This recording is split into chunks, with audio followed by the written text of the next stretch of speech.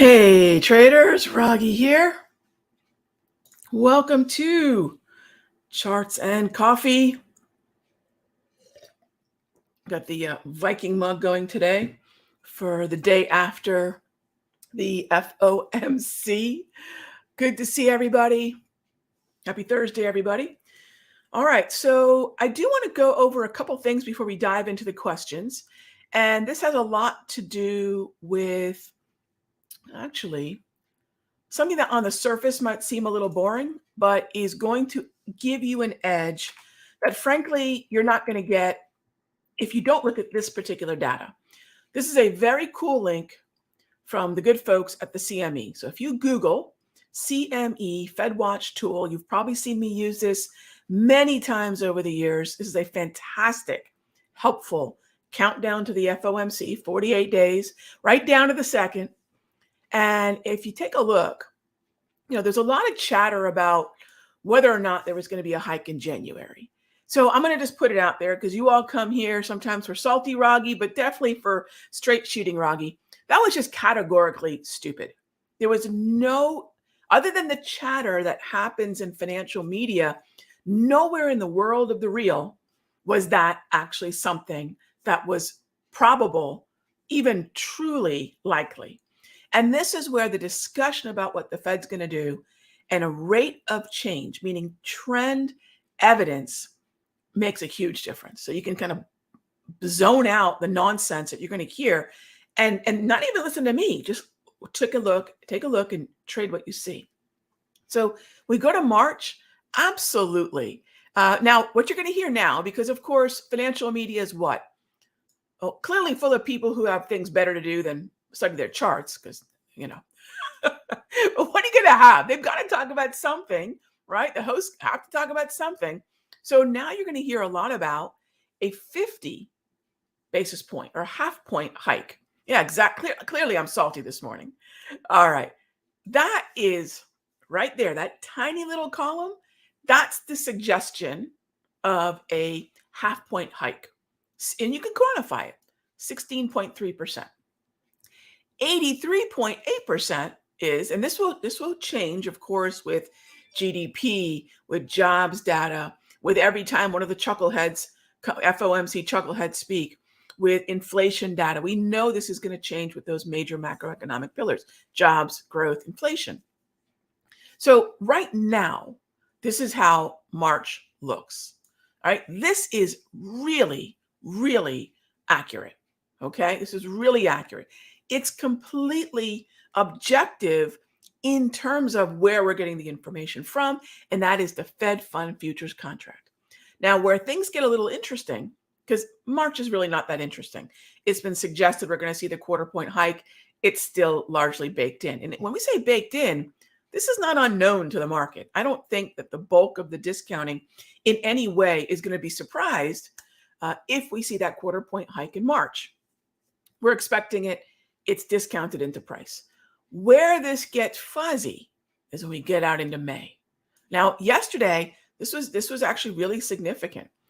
May as a hold, which is the column of 25 to 50, and May as a hike, were almost even, right around 40-ish%. You can see what's happened. So quarter point hike in March, quarter point hike in May, and that's where this 50 to 75 column is now in play. Again, these move according to the Fed Fund Futures, but believe me, gang, don't listen to the chatter on television or wherever you're getting the chatter from. Just look at the Fed Fund Futures and determine for yourself objectively what this particular contract is saying. Again, knowing that historically it's been remarkably accurate.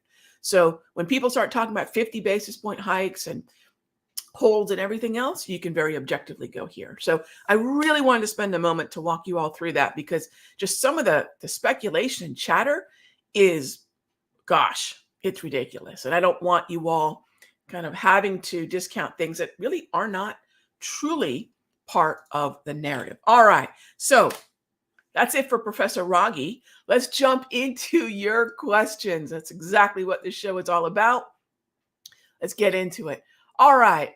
Good morning. I noticed that your videos that you mentioned, the JT trends, are free, but I couldn't find it. Do you know where I would look to get it? So, Zendi, thank you. There's a number of tools that I make free at the Countdown Trader. That's the automated support and resistance of Darvis 2.0, propulsion, wave, and grab candles. These are free, but I put them in the membership room drive. So if you're not a member of Simpler Trading, you can absolutely head on over to Countdown Trader and get most of what you see on my chart. You could even set up with my specific settings the slow stochastic here. That's built right into TOS. You can do this on TradeStation, TOS. You can do this on TradingView. The trade flags, which are these doohickeys right here, these are in the member drive. So right now, this is in the Sector Secrets Mastery. And I will say, and kind of unapologetically, I have always given a lot of indicators out for free and will continue to do so to members and non-members alike. But frankly, there are things that I save for the members. And once they're a member of my mastery, then I like to give them, well, even more as a thank you. So the trade flags are for members, but everything else, wave, grab, automated support and resistance. My gosh, how much more awesome can automated support and resistance be? And then my settings on the stochastics and the propulsion are all available free at countdowntrader.com. All right. Thank you for the question. I do appreciate it. And I always want to be, I always want to be frank and straight up with you all where things are and what's available and not. So I do appreciate the question. All right, Megazard, I was wondering if you gave precedence to the V-score over a slow stow on a daily or intraday time frame for CHOP. Awesome question. So if I'm looking at a V-score, which is just something that I cooked up out of just straight up desperation in 2008 when I was trying to rebuild my portfolio after, quite frankly, getting a little too close to the news. And I had friends on Wall Street that were kind of telling me what was going on that they knew, right? Not, just, and I kind of got caught up in the narrative. And I had at that time 5 portfolios, 3 of them I went into cash. I will never do that again. Dumbest thing I ever did. I will never do that again. That being said, when I was rebuilding the portfolio, I knew I have to coattail size. I have to coattail volume. I don't want to be, in my trade by myself. We never want to be in a trade first and by ourselves. I know that seems sexy, but we don't. We actually want to make sure that our idea is the same that a lot of other people are thinking, and that's the reason something moves in our favor. All right, having said that, that's where V-score came in. I have to sneeze. Hang on one sec. I try not to sneeze in the camera. All right. So V-score is a volume-derived tool. Slow stochastic is a price-derived tool. So it doesn't have to be one over the other, right? It does not have to be one over the other. But really, if they're both in play, awesome. If one or other is in play, think of it as, how many of you have read? It's a great book. I absolutely recommend it. I've actually got a couple copies of it on my bookshelf. I like to give it away. It's by Atul Gawande, and it's called The Checklist Manifesto. Do check that out. It's a short read. You can read it over the weekend. It's absolutely going to change your trading. It's not a trading book. Some of the best books on trading are not trading books at all. So think of it as a checklist. V-score, check or not check. Slow stochastic, check or not check. Maybe there's a Darvis level, check or not check. Make sure the environment's right. You see what I'm saying? So the more check boxes we can have, the better, but it doesn't have to be. So I don't know that one is better than the other, but I would say that in the first 30 minutes of the morning after the bell into 10 a.m., which is known as the clearing period, I'll rely more on volatility and volume tools. After 10 a.m., I'll add in a little bit more price tools, but they're both equally valuable, but they're measuring 2 different things. One's price-based, the slow stochastic that I share with you all, and the other's volume-based, the V-score that I created out of desperation in 2008. All right, thank you for the question. NQ, hey there, Peter, how are you? What's up with the NQ? I don't want to get long the NQ. What I want to do is follow the trend. What do we have here? Bearish momentum, bearish trend. So this is when I say something like this is red over red. This is a downtrend, gang. If I have 8 to 10 grab candles in a row, that's definitely a heads up. That's a warning. And then by the time the 8, 13, 21, and 34 EMAs are aligned, that's a downtrend, gang. And we color code everything because, well, I like to color code everything. So now this is short the rip. We know what buy the dip is. We've been doing that for years. Now this for me is short the rip. And it's short the rip even more so because of what's going on with ZN. What do we know after yesterday's FOMC meeting? Look, I want to keep shorting the rip on ZN. I believe we're going to continue to see, and I know a lot of you feel the same way, we're going to see rates continue to move higher.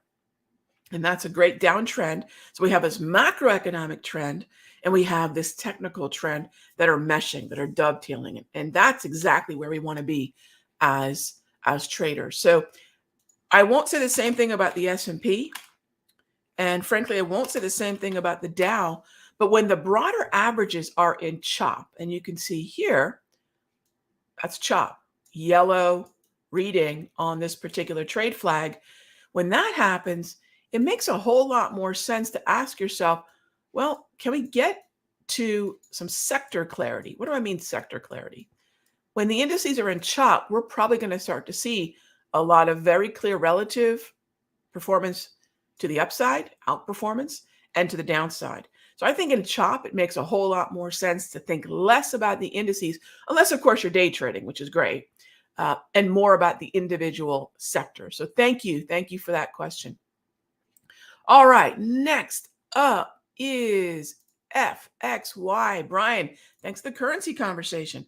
All right, so what do we know about, let's start with sort of the touchstone for the yen, which would either be the 6J or the dollar yen, right?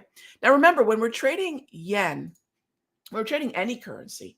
It doesn't have to be against the US dollar unless you're trading futures or want to trade an ETF, in which case that's really your only viable liquid choice.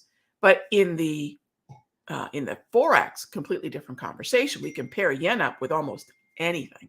So that being said, is FXY a good sell the rip?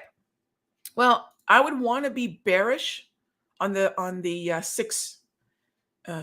to be bearish in a red environment. So this is actually neutral at the moment, which is fine. What I'll do is I'll look back to see what was the dominant color of the grab, which stands for green, red, and blue. What was the dominant color of the grab candles? Well, it was red. We have a downtrend here. So when we are in chop, like we are right now, and then take a look, here's your Darvis automated. Gang, I'll tell you what, regardless of what kind of current setup, layout, strategy you're using, the automated Darvis 2.0, which, oh my gosh, it's free over at Countdown. Not because it's not valuable, but because back in 2017, I thought, this could help traders, period. And we knew that this kind of objective support and resistance speeds up the learning curve. The more you can automate based on a process, anything that you put on your chart, you're going to speed up your learning curve. So, this is kind of where I'm heading into this part of my career. How can I automate the tools that I did manually for 2 to 3 decades prior? And, this is one of those things that's going to be a needle mover. So if we're going to sell the rip, I really need a trend. So Brian, not a sell the rip, but I get the gist of what you're saying. Can we short this thing? Well, take a look right here. Now, this is a choppy market. Choppy markets do what? They validate an oscillator like the slow stochastic. So I've got my resistance here. I've got my signal here. Yeah, I think you're in good shape for a short. I think you're in really good shape for a short. However, this is where I would say this is really a relationship between dollar and yen. So you want to see the dollar continue to strengthen in this relationship. It's not just a yen weakness, but it's dollar strength. And if the equity markets start to roll over and head lower, yen will strengthen too. So be careful with that. I'm a little bit more a fan of the 6E right now because I'd like to buy dollars. I'd like to be in a long dollar, bullish dollar position. We've talked a lot about that. And what's happening today with the euro, I would really keep an eye on the 6E or the FXE because this is a pure US dollar long setup. All right. Thank you for the Currency question. Love it. Absolutely love it. Okay, moving on to the next question. All right. Can we take a look at F and absolutely PM? Sure. Let's start with Ford. Okay. So with Ford, this had a great run. And I know a lot of folks in the simpler community took advantage of this. Look at this here. Look at all the green grab candles, right around 8 to 10 in a row in this area. You're already thinking bullish. Not that it's going to have this kind of move, but you sure don't want to short it. And then on the dips, a lot of you know double green or green momentum, green trend, bullish momentum, bullish trend, bullish candles. That's what those green grab candles are telling you. You know, you buy the dips. This is not the same environment, is it? However, the preceding trend was up. So I still carry into any setup that I want to look at, I still carry that little bit of bullishness, right? Let the previous trend dictate your bias. We may not have a trend any longer, but we did have the previous uptrend. So this is where I would be calling this. This is bullish, but it's also neutral, bullish to neutral, right? Choppy market, but we want to buy oversold support. Darvis steps in and says, here's your oversold support starting around 1918, so call it 1920, and extending all the way down to about 1860. That's your oversold zone. And then what do you want to do? Once we have, now, the only time you want to consult the slow stochastic is when this is yellow, when the trend is neutral. And then now we can say, all right, here was the oversold. And then now here we are at the 20. Don't wait for the arrow. You don't have to. Once we get down to the 20, we are in the, sorry, that's overbought up here. That's overbought. And now after the move lower, this is oversold. We're entering that oversold zone. We're entering the zone of the Darvis. That's a buyable area. And that's a fade. And as I saw my a buddy of mine on Twitter say this morning, I retweeted it. So if you all follow me on Twitter, you'll see I retweeted it. And I loved what he said, because sometimes it makes sense to fade. And there it is. If you ain't fading, you ain't trading. And sometimes the fade, meaning you're going to buy into weakness, depending upon the market structure, and you're going to sell into resistance, that buy into support, that buy as the market's sinking, bearish momentum. But in an overall neutral environment, that's your key. Philip Morris, beautiful trend. Yesterday in the Sector Secrets Mastery, we started getting into quite a bit of these XLPs. I love where you're looking. You know, this is, I talked about this particular layout of mine. This is the absolute best and simplest way to set up a relative outperformance, an outperforming scan of what could be where you want to focus. And there it is right there, Jalen. Great bullish momentum, bullish trend. This is where the individual, this is what I call a boat. Okay. The individual boat is looking even better than the tide.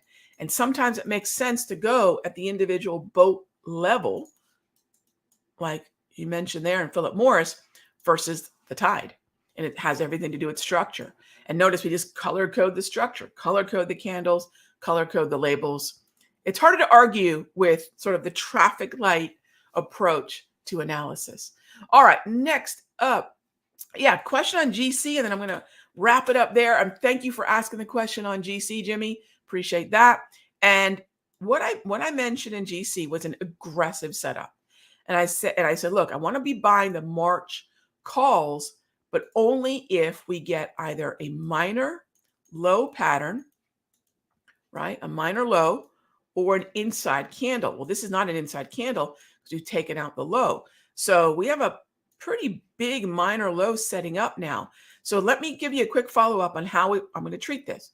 If we keep selling off, absolutely, I'll look to this Darvis down in here, and I'll look for an oversold signal on a ready game fire or on the slow stochastic. Awesome. As long as we're still neutral, as you can see there on the trend. Okay. If we sink down there, easy peasy conservative. setup. In the meanwhile, we've got to wait for the minor low to complete. That means keep an eye on yesterday's high. We have to wait for the pattern to complete. So this is not, it's a little bit more rangy than I would have liked, but the pattern is still possibly a minor low pattern. So we'll keep an eye on it. That means the earliest you'll have the buy set up for gold is tomorrow. All right, is tomorrow. So follow up on yesterday's free video. Thank you for that question, Jimmy. Great question. And just like that, our Charts and Coffee show is over. Someone said we need to do Charts and Coffee after the close, although they called it Trades and Tequila. I don't know about that one. But a lot of requests for something after the close. I don't know. It's 2022. We'll see about that.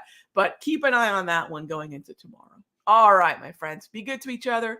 I'll see you here, same time, same station.